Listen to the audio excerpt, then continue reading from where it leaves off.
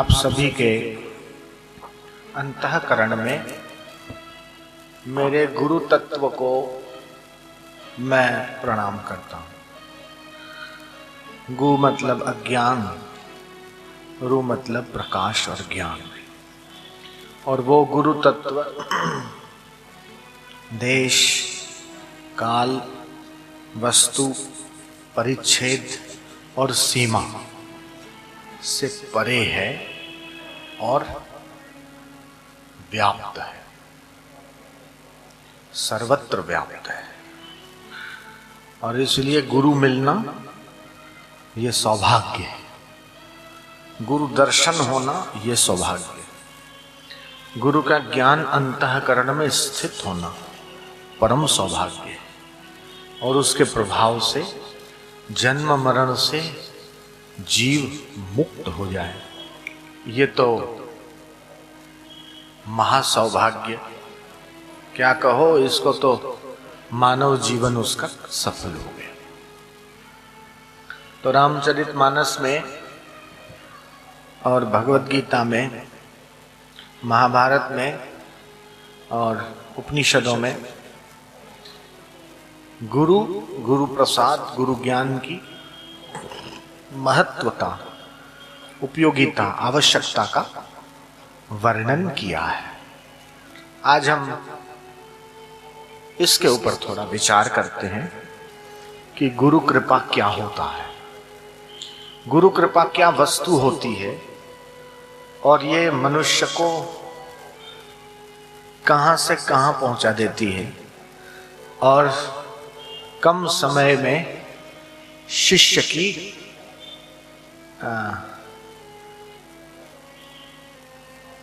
समस्त ग्रंथियों को कैसे खोल देती है, उसके जीवन को कैसे चार चांद लगा देती है।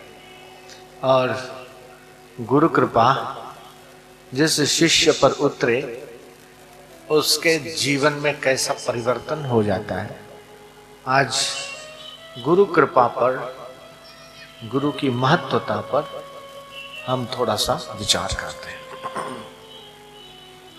गोस्वामी तुलसीदास जी ने ये अनुभव किया होगा और इसलिए कहा कि जिसके ऊपर गुरु की कृपा नहीं अथवा जिसका गुरु नहीं, वो इस भवसागर से तर ही नहीं सकता। चाहे वो कितना ही बड़ा ज्ञानी हो, कितना बड़ा अनुभवी हो, कितना बुद्धिमान हो, कितना त्यागी हो, तपस्वी हो, कितना विरक्त हो, लेकिन गुरु की जरूरत ऐसे सद्गुण संपन्न व्यक्ति को भी पड़ती है, चाहे शंकर भगवान ही क्यों ना हो। लेकिन गुरु के बिना भव सागर से पार नहीं जाया जा सकता। तो ये बात इस चौपाई में हम देख सकते हैं कि गुरु बिना भवनिधि तरही न कोई, जो बिरंची शंकर सम होई। भगवान शंकर जैसा तपस्वी, त्यागी और पूरे संसार को प्रलय करने की शक्ति रखने वाला भी अगर कोई है, लेकिन गुरु की आवश्यकता उनको भी पड़ती है। ये रामचरितमानस की ये चौपाई इसकी प्रमाण है। गुरु बिना सांसारिक सफलता मिली तो वो सफलता भी अभिमान ला देगी। पद का, सत्ता का, धन का, रूप का, विद्वत्ता का, ये घमंड जीव को लग जाता है। गुरु उस घमंड को तोड़ते हैं। उस घमंड को चकनाचूर करते हैं गुरु, और देहाध्यास को काटते हैं और आत्मा परमात्मा से जीव को एकाकार कर देते हैं।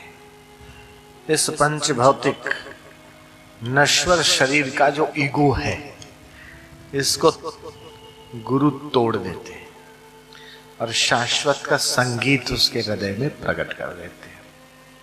तो इसीलिए गुरु की जरूरत है। गुरु कैसा हो कि वो बालक भी हो सकते हैं, वो स्त्री भी हो सकते हैं, वो युवा भी हो सकते हैं, वृद्ध भी हो सकते हैं, वो जंगल में रहने वाले विरक्त भी हो सकते हैं, तो वो गृहस्थ भी हो सकते हैं, वो सफेद कपड़े वाले भी हो सकते हैं, लाल कपड़े वाले भी हो सकते हैं, वो दिगंबर भी हो सकते हैं, वो दाढ़ी वाले भी हो सकते हैं, वो बिना दाढ़ी के भी हो सकते हैं। इसमें पहचान चाहिए। कैसी पहचान? कि वो 3 लक्षण कहे हैं गुरु के उपनिषदों ने कि गुरु कैसे होने चाहिए।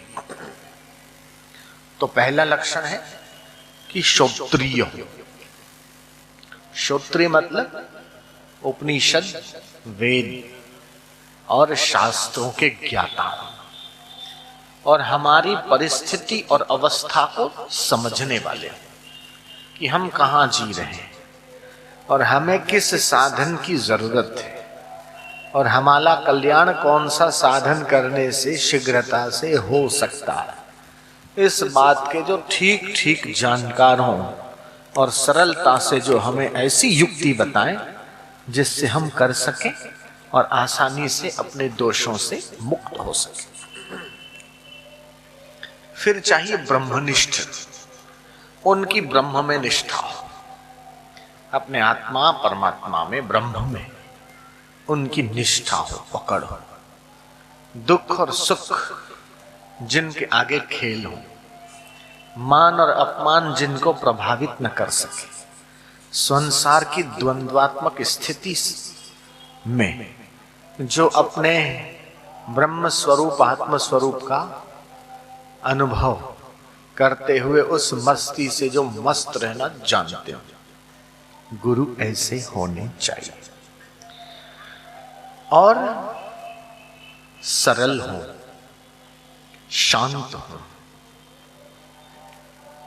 और जिनके दर्शन मात्र से बिना कुछ किए हृदय में शांति और तृप्ति का अनुभव होने लगे, ऐसे हो। जिनकी वाणी से हमारे मन के प्रश्नों का समाधान सरलता से हो जाता हो, अथवा हमारे प्रश्नों का ठीक ठीक जवाब जिनके पास हो, जिनके चरणों में मन को सुकून मिलता हो और वो दूर भी रहे लेकिन जिनका चिंतन मन को बल देता हो और शांति और आनंद देता हो, गुरु ऐसे होने चाहिए।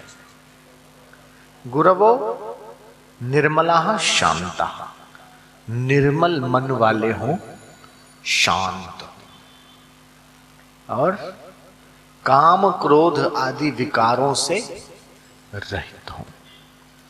ऐसे गुरु की शरणागति लेकर शिष्य संसार बंधनों से मुक्त हो जाता है। फिर संसार में रहते हुए भी संसार की ममता और आसक्ति और संसार के दोष उसको छू नहीं पाते। वो जैसे कमल कीचड़ में उगता है फिर भी पानी से ऊपर रहता है, ऐसे ही गुरु की कृपा से और उनके प्रसाद से वो संसार में रहने के बावजूद भी संसार के दलदल से ऊपर। भगवान श्री कृष्ण ने 4थे अध्याय के 34वें श्लोक में अर्जुन से ऐसे श्रोत्रिय ब्रह्मनिष्ठ सदगुरु की उपयोगिता बताई है और कहा है, तद्विद्धि प्रणिपातेन परिप्रश्नेन सेवया उपदेशन्ति ते ज्ञानम ज्ञानिनः तत्वदर्शिनः। कि हे अर्जुन, उस तत्व ज्ञान को तत्वदर्शी ज्ञानी महापुरुषों के पास जाकर समझ, उनको साष्टांग दंडवत प्रणाम करने से, उनकी सेवा करने से और सरलता पूर्वक प्रश्न पूछने से वे तत्वदर्शी ज्ञानी महात्मा तुझे तत्व ज्ञान का उपदेश देंगे। MBA का कोर्स कर लिया, BBA कर लिया, कंप्यूटर और इंजीनियरिंग या लॉ कर लिया, ये अच्छी बात है। तुम किसी एक विद्या में निपुण हो गए और तुम्हारी सैलरी अच्छी हो गई, तुम्हें सालाना 80 लाख का पैकेज मिल गया, ये ठीक है। खर्चने को रुपए, घूमने को गाड़ी, रहने को मकान, पहनने को सुंदर कपड़े और गहने मिल गए, लेकिन जब तक ये तत्व ज्ञान जीवन में घटित नहीं होगा, जब तक तुम्हारे हृदय का शोक निवृत्त नहीं होगा, अतृप्ति और असंतुष्टि हृदय में बनी रहेगी, तब तक जीवन कुशल कहूं स्वप्ने हूं मन विश्राम, जब लग भजतन राम को सकल काम सकल धाम तजी काम।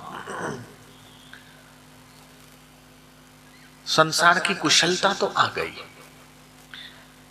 अपना काम निकालने की टेक्निक तो आ गई, दूसरे को घुमाने की आइडिया तो आ गई, दूसरों को अपने बातों के बवंडर में उलझा देने का कौशल तो आ गया।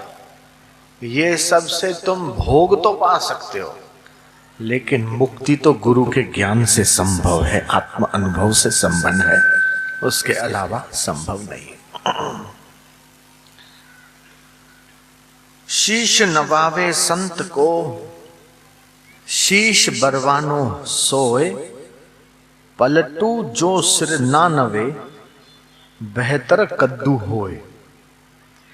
जय संत चरण रेणु सिर धरहि, ते जन सकल विभव बस करहि। जो संत के चरण की धूल को अपने सिर पर धारण करता है, उसका दुर्भाग्य सौभाग्य में बदल जाता है। ऐसे एक नहीं, कई दृष्टांत और हम अनुभवों को बता सकते हैं कि जिससे कई ऐसे दुखी, रोगी और संसार की मुसीबतों में फंसे हुए लोग गुरु के ज्ञान से, गुरु के मंत्र से लाभान्वित हुए।